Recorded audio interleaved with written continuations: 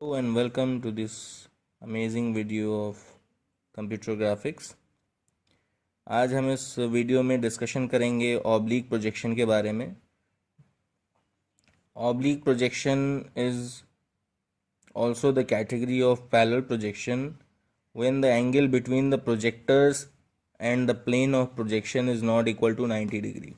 ये चीज़ मैं आपको पहले थोड़ा सा ब्रीफ कर चुका हूँ कि जो प्रोजेक्शन हम अप्लाई करते हैं किसी ऑब्जेक्ट पे और उसका जो प्रोजेक्शन ड्रॉ होता है व्यू प्लेन पे, तो प्रोजेक्शन अप्लाई करते समय जो हमारी प्रोजेक्शन लाइंस होती हैं जो ऑब्जेक्ट को क्रॉस करते हुए व्यू प्लेन पे जाती हैं, वो प्रोजेक्शन लाइंस अगर एक दूसरे के पैरेलल होती हैं तो वो पैरेलल प्रोजेक्शन की कैटेगरी में आता है। और उन लाइंस का जो एंगल है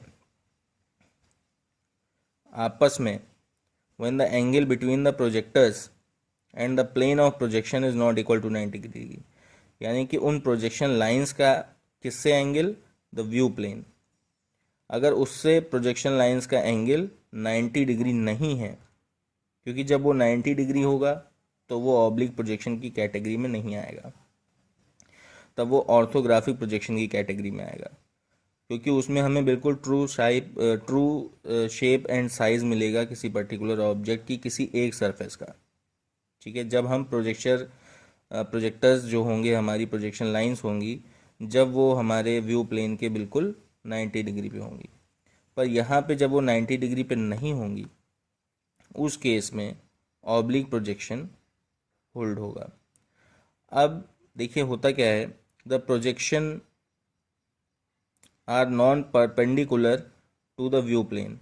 सिंपल सी बात है, जब वो 90 डिग्री नहीं है व्यू प्लेन के तो नॉन परपेंडिकुलर हो गया। This type of projection is seen in the form of a shadow of any object due to sunlight. आप भी कभी सनलाइट की वजह से किसी पर्टिकुलर सरफेस पे अपनी शैडो एज्यूम करते होंगे, शैडो देखते होंगे, तो वो जो कॉन्सेप्ट है वो ऑब्लिक प्रोजेक्शन का ही कॉन्सेप्ट है। वहाँ पे जो व्यू प्लेन है वो आपकी ज़मीन जो होती है वो सरफेस का वर्क करती है, वो आपका व्यू प्लेन होती है। सनलाइट आप ऑब्जेक्ट होते हैं। सनलाइट के केस में सनलाइट एक लाइट सोर्स होता है जो आपका प्रोजेक्शन ड्रॉ करता है अर्थ पे। तो उस समय आपकी जो शैडो है वो अर्थ पे दिखाई देती है। ठीक है, तो उस समय क्या होता है, व्यू प्लेन से जो एंगल है वो, व्यू प्लेन आपका अर्थ होती है और सन जो है वो एंगल, सन की जो रेज होती हैं वो उस वक्त 90 डिग्री पे नहीं होती। तो जब 90 डिग्री पे नहीं होती हैं तभी आपकी शैडो अर्थ पे बनना स्टार्ट होती है।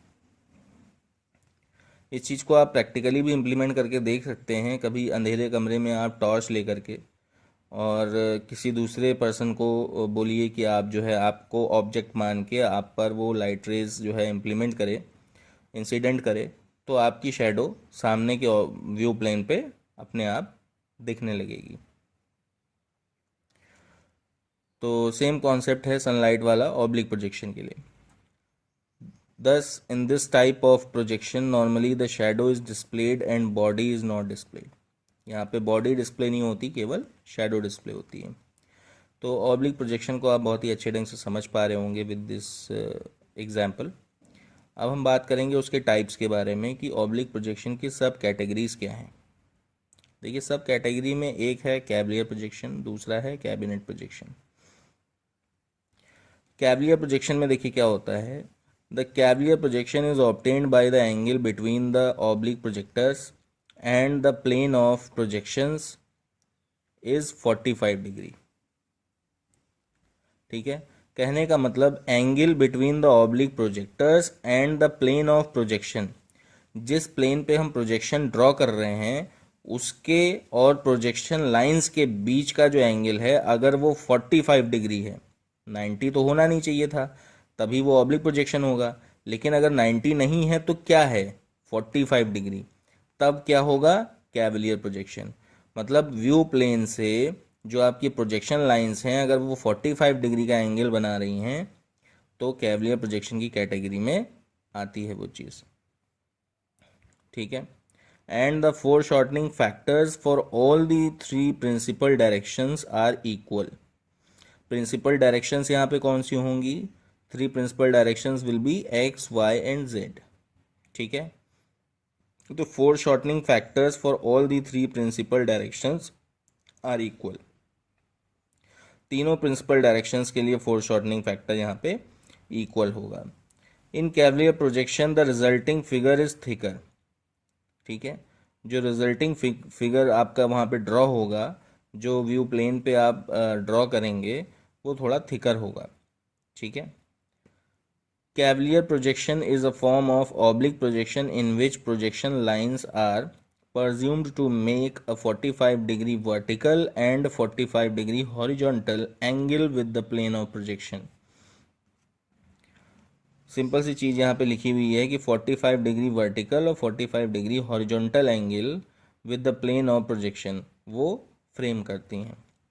ठीक है, फोर शॉर्टनिंग फैक्टर्स की यहाँ पे अभी हमने जो है स्टडी करी, तो फोर शॉर्टनिंग फैक्टर्स के बारे में एक बार थोड़ा सा मैं आपको ब्रीफ कर दूं। फोर शॉर्टनिंग फैक्टर्स बेसिकली होता क्या है?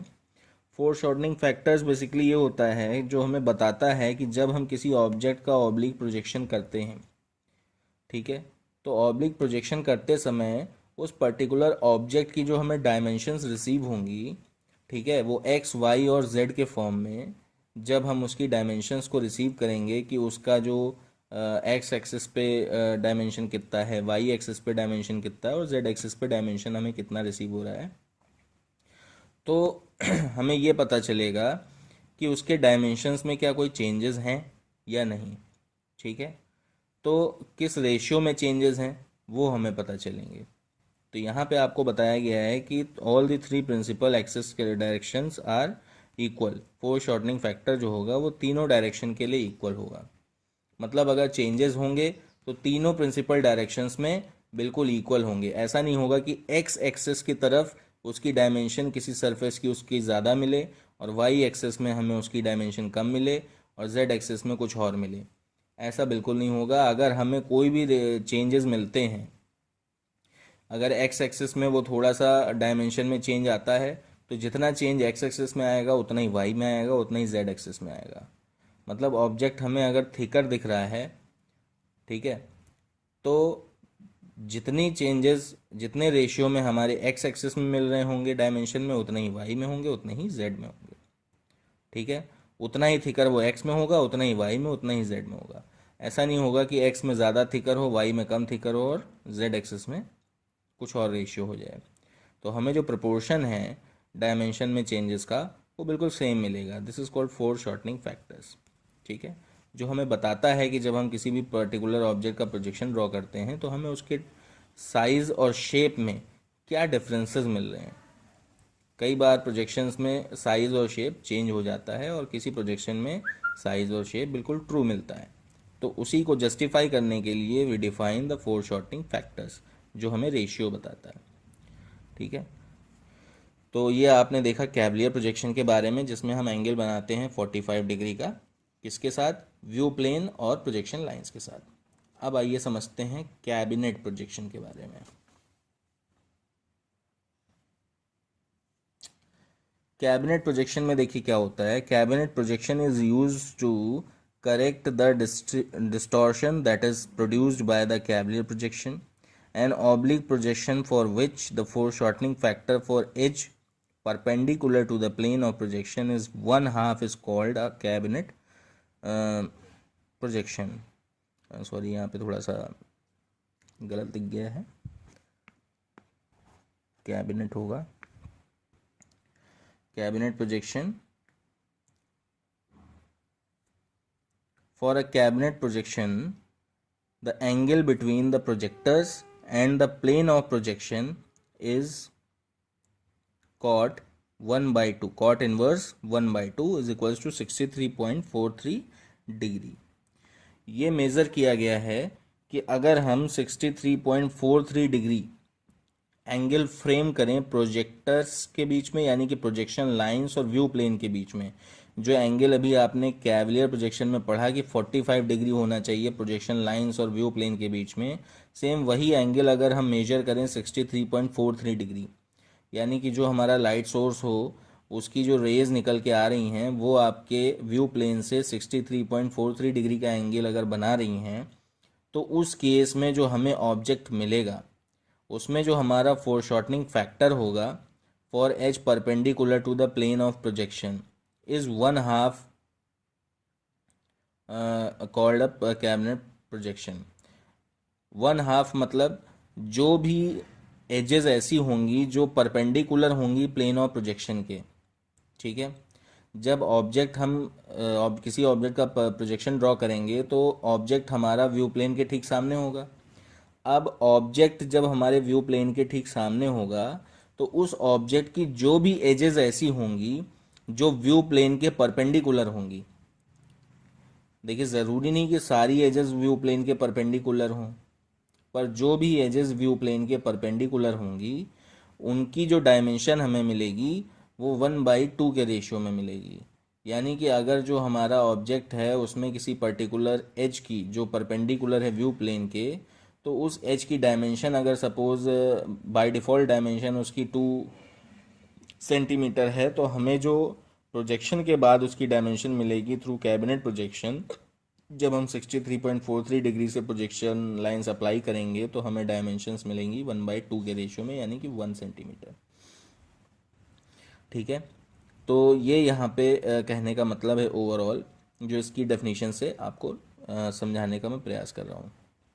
डेफिनेशन कभी कभी आपको पढ़ने में क्रिटिकल लगती हैं, उसकी लैंग्वेज समझने में प्रॉब्लम होती है, और इस वजह से उसको एक बार एक्सप्लेन करना हमारे लिए ज़रूरी होता है।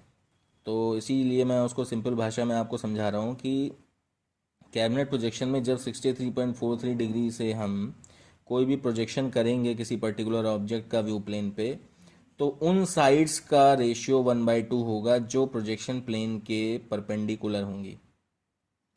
ठीक है, जैसे अगर हम बात करें किसी क्यूब की, तो उस क्यूब के रेस्पेक्ट में जो उसकी फ्रंट सरफेस होगी जो व्यू प्लेन के ठीक सामने होगी, तो उस फ्रंट सरफेस की जो एजेस होंगी वो आपके व्यू प्लेन के परपेंडिकुलर होंगी।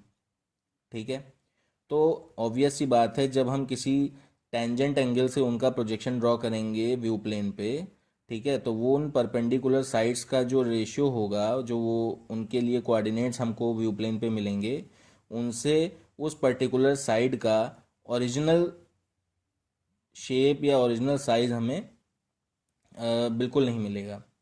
कहने का मतलब, जैसे अगर ये हमारी एक तरह से व्यू प्लेन है और यहाँ पे हम क्यूब रख दें, ठीक है, बीच में, तो उस क्यूब पर जब हम 63.643 डिग्री एंगल से प्रोजेक्शन लाइंस हम लेके आएंगे उस पर्टिकुलर क्यूब पे, तो क्या होगा, लाइट रेज इस तरह से टेढ़ी डायरेक्शन से होते हुए आएंगी। क्यूब हमारा बिल्कुल उसी पोजीशन पे है, व्यू प्लेन के परपेंडिकुलर है। ठीक है, तो क्यूब की जो फ्रंट सरफेस होगी जो व्यू प्लेन के ठीक परपेंडिकुलर होगी, तो उस सरफेस पे जो एजेस होंगी रेक्टेंगुलर एजेस, उन एजेस पर जब हम इस तरीके से टेढ़े डायरेक्शन से कोई प्रोजेक्शन लाइंस लेके आएंगे, तो उनका जो प्रोजेक्शन इस व्यू प्लेन पे आएगा, उस समय जब उसको हम ड्रॉ करेंगे, तो जो हमें रेक्टेंगल मिलेगा या जो भी हमें पर्टिकुलर पॉलीगन मिलेगा, उस पॉलीगन में जो एजेस मिलेंगी, वो एजेस का जो डायमेंशन होगा वो 1/2 होगा of the actual dimension of the cubical surface.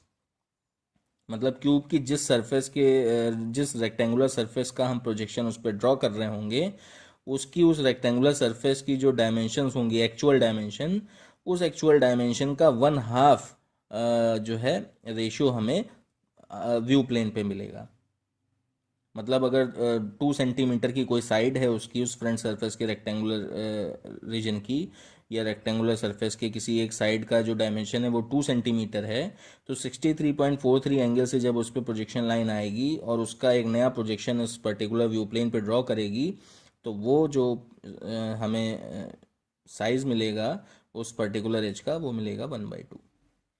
ठीक है, अभी जैसे कि आप देख सकते हैं, आप अगर ध्यान से देखें, बहुत ध्यान से अगर आप देखने की कोशिश करें, तो आप इस पर्टिकुलर मार्कर को यहाँ पे ध्यान से देखिए। मार्कर की जो शेडो मैं यहाँ पे ड्रॉ कर रहा हूँ इस व्यू प्लेन पे, तो देखिए एक्चुअल में देखा जाए तो मार्कर का ये जो ऊपर का कैप है, इसका ओरिजिनल डायमेंशन काफ़ी ज़्यादा है, पर अगर आप बहुत ध्यान से इस चीज़ को, इस पर्टिकुलर A4 शीट को व्यू प्लेन मानते हुए उस पर इसकी शेडो को अगर आप ध्यान से देखें तो आपको ये देखने को मिल रहा होगा कि जो इसकी कैप के कोऑर्डिनेट्स मिल रहे हैं वहाँ पे, वो बहुत ही छोटे मिल रहे हैं।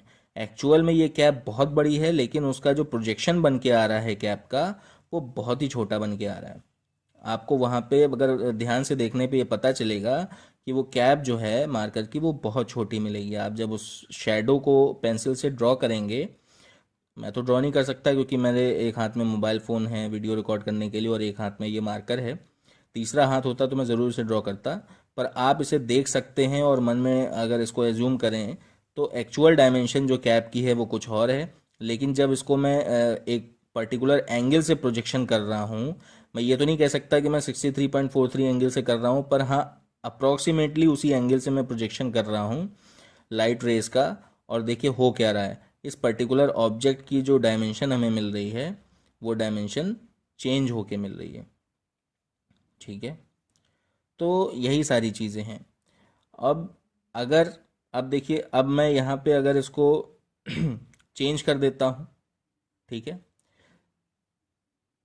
तो अब इस सिचुएशन में क्या हो रहा है, प्रोजेक्शन लाइंस जो है बिल्कुल पैरेलल हो जा रही हैं 90 degree to the view plane और एक दूसरे के पैरेलल। तो देखिए इसका जो साइज़ है वो चेंज हो जा रहा है। यही सब डिफरेंसेस हैं प्रोजेक्शन के। ठीक है, तो अब यहाँ पे मैंने आपको ये ऑब्जेक्ट टिल्ट करके क्यों दिखाया है, क्योंकि मैं जो मेरे कमरे में लाइट बीम ऊपर से प्रोजेक्ट हो रही है, मैं उसको तो टेढ़ा नहीं कर सकता क्योंकि वो तो बिल्कुल उसी डायरेक्शन से आ रही हैं, है ना, वो फिक्स है अपनी पोजीशन पे। तो उसको इम्प्लीमेंटेशन दिखाने के लिए मजबूरन मुझे ऑब्जेक्ट को टिल्ट करना पड़ा है। अगर पॉसिबल होता तो मैं लाइट रेस को टिल्ट करके दिखाता तो आप इस चीज़ को बिल्कुल बेहतर तरीके से यहाँ पे समझ जाते कि कैबिनेट क्या है। लेकिन फिर भी ऑब्जेक्ट की हेल्प से मैं आपको जो समझाना चाह रहा हूँ सेम यही चीज़ यहाँ पे लिखी हुई है। ठीक है, जब ऑब्जेक्ट अपनी पोजीशन पे होगा और लाइट रेज जो है किसी दूसरे डायरेक्शन से आएंगी, 90 डिग्री से नहीं आएंगी, तो आपको वही सेम चीज़ देखने को मिलेगी जो मैंने ऑब्जेक्ट को टिल्ट करके दिखाई है। ठीक है, तो यही सारी चीज़ें हैं। प्रैक्टिकली आप जब उसके बारे में एक बार सोचेंगे, उसको इम्प्लीमेंट करके देखेंगे, तो आप प्रोजेक्शन को बेहतर ढंग से समझ पाएंगे। क्योंकि प्रोजेक्शन ऐसी चीज़ है जो एजम्पशन पे डिपेंड करती है, आपके विजन पे डिपेंड करती है, आपके व्यू पे डिपेंड करती है कि आप किस तरीके से चीज़ों के बारे में सोचते हैं, किस तरीके से चीज़ों को देखते हैं, उस पर डिपेंड करता है प्रोजेक्शन। जब तक आपका विजन क्लियर नहीं होगा, आप ढंग से सोचते नहीं होंगे, तब तक आप प्रोजेक्शन को समझ नहीं पाएंगे। तो आपको थोड़ा बहुत प्रैक्टिकल इम्प्लीमेंटेशन भी समझना ज़रूरी है और प्रैक्टिकल इम्प्लीमेंटेशन आना चाहिए कि किसी को दूसरे को भी आप समझा सकें। तो अब देखिए, अब मैं बात करता हूँ कुछ इक्वेशंस की और मैट्रिक्स की। We can express the projection coordinates in the terms of x, y, l and theta as this. ये दो मैट्रिक्स इक्वेशंस हैं, x p is equals to x plus l cos theta, y p is equals to y plus l sine theta. ठीक है, ये दो equations हैं for particular projection, oblique projection. ठीक है, अब इसमें ऑब्लिक प्रोजेक्शन के लिए दोनों इक्वेशन जो हैं कॉमन रहेंगी for cabinet and cavalier projection. केवल चेंज क्या होगा दोनों में, थीटा। बाकी कॉन्सेप्ट वही है, जो हमारी प्रोजेक्शन लाइंस हैं वो जो है केवल अपना एंगल चेंज करती हैं, अपना काम तो बदलती नहीं है। तो इसलिए केवल इक्वेशन वही रहेगी, थीटा चेंज हो जाएगा। अब देखिए उसका एक मैट्रिक्स रिप्रेजेंटेशन ये होगा। मैट्रिक्स रिप्रेजेंटेशन लिखना मैंने आपको पहले भी बताया हुआ है, सेम उसी ढंग से आप इस इक्वेशन के थ्रू ये मैट्रिक्स निकाल सकते हैं। और उसके बाद इसको जब आप मल्टीप्लाई करेंगे इसकी कोऑर्डिनेट मैट्रिक्स से ऑब्जेक्ट की, तो आपको नए पैरामीटर्स मिल जाएंगे जो प्रोजेक्शन के बाद मिलने चाहिए। ठीक है, तो इस तरीके से हमने ये देखा कि what is actually oblique projection and what are the types of oblique projection, that is cabinet and cavalier projection. Thank you students.